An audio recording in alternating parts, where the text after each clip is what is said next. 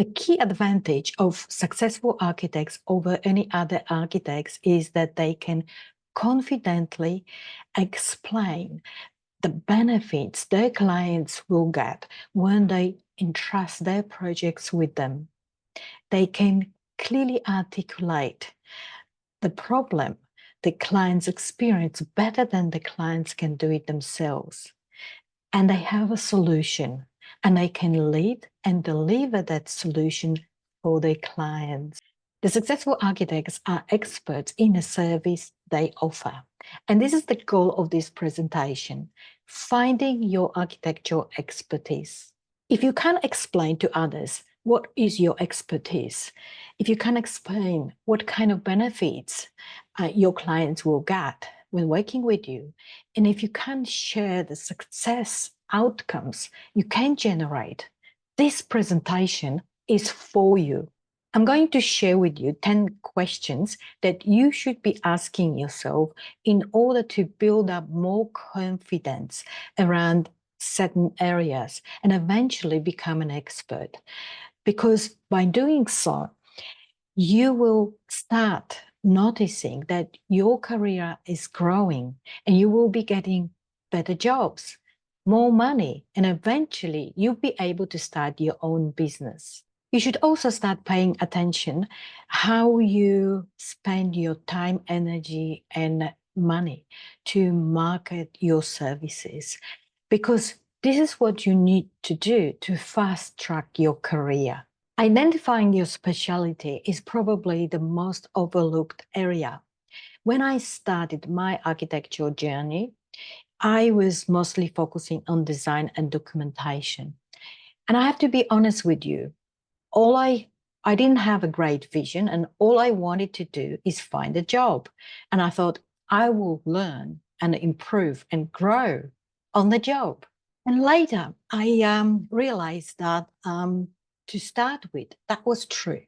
But where I failed, that I didn't have a greater vision, because having a greater vision allows us to identify the skills that are necessary to build our expertise and, most importantly, to grow. Back then, I didn't think about specializing. I thought there was so much to learn, and I didn't focus on one particular thing. So I focused on everything. Was I going to specialize in residential, industrial, or office design? Was I going to be a specialist in project delivery, like design and documentation?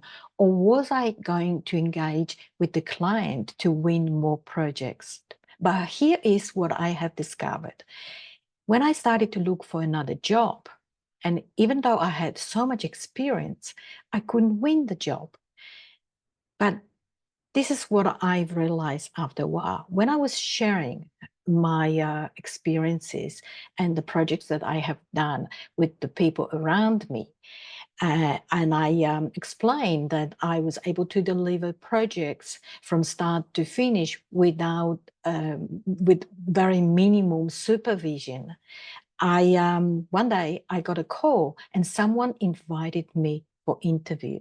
I discovered that clients will show up when you begin to talk confidently about your expertise and about the benefits that you can create. So here are 10 questions that are very useful to ask yourself when you are trying to identify your architectural expertise. So question number 1 is, what projects do I enjoy spending time on? I encourage you to list all these projects that you're really liking working on. Honestly, this is going to be your life. So choose the projects, the type of projects that you enjoy and you really have a good time. And also don't forget to choose people that energize you, because you will be working with them for quite a while. For example, I really love working on challenging projects and exploring possibilities. And I like working with the people who, like me, are open for taking some risk and open for exploration, and also those who are result driven. That will be my projects. It's a project type and also the people I will be working with. The next question you should be asking yourself is, what specific part of the project am I drawn to? You see, as I said before, I love challenges. I love exploring. So I like that moment when the client comes to me and they have an outcome in mind and they are unsure how to achieve it. So I'd like to take them on a journey so I can discover the solution with them and for them. So I really value the good relationship with my client. So we can explore and we can take some risk and we can find the best outcome possible. So the third question I would ask myself is, what projects have brought you the most satisfaction? So if you can bring immediately to your memory that moment, pay attention to that. So for me, there are several things, but the most important moment is, and especially when we're working on complex projects, when I am able to create the trust on the team, because once we're having that trust that we are heading towards the success, the magic happens. There's this positive energy that brings the best out of everyone. And this is the moment that I am most excited about on the project. If I'm able to create that magic moment of trust, a miracle happens. So you might be a residential expert and you have a beautiful way to improve the functionality of the house and significantly improve the value of the property for your client. Or you might be a feasibility expert and with your keen eye, expertise, you can identify whether this project is better to be redeveloped or maybe upgraded, or possibly the best value is dispose this project. Question number 4 is a little bit of follow-up of the previous question. But what projects would you do every day and never get bored? Because this is important. You're going to do it for the rest of your life. I like residential projects. I like to improve the function of the house and bring the beauty to the house. And I like to see when the family moves in, how the life is changed and how this new environment inspires them to taking new action. The fifth question is, which projects give you energy and you feel most excited when you are working on that project? Because let's face it, you are going to spend a lot of time in that space. So things like it may be a project type, or simply it could be what role you had on that project, or maybe what team was involved in that project. Question number 6 is, what ideas do you feel confident delivering?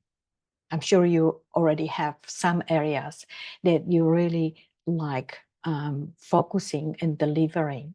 And if you don't, the best place to start is with identifying your vision. And you can go back all the way and asking yourself a question: why did you choose architecture? Why do you want to be an architect? Question 7. Is the thing that you are passionate about delivering something that people are willing to pay for? This is the thing.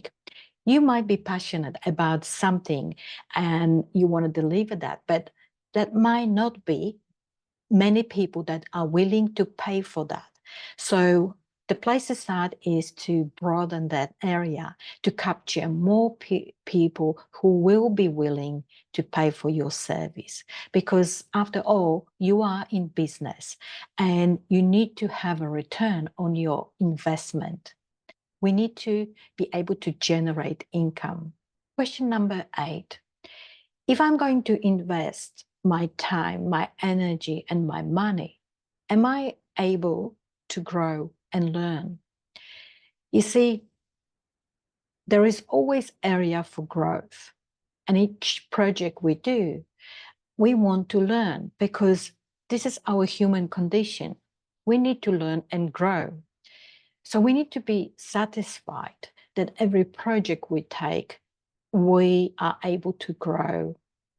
And that's how we look after our investment.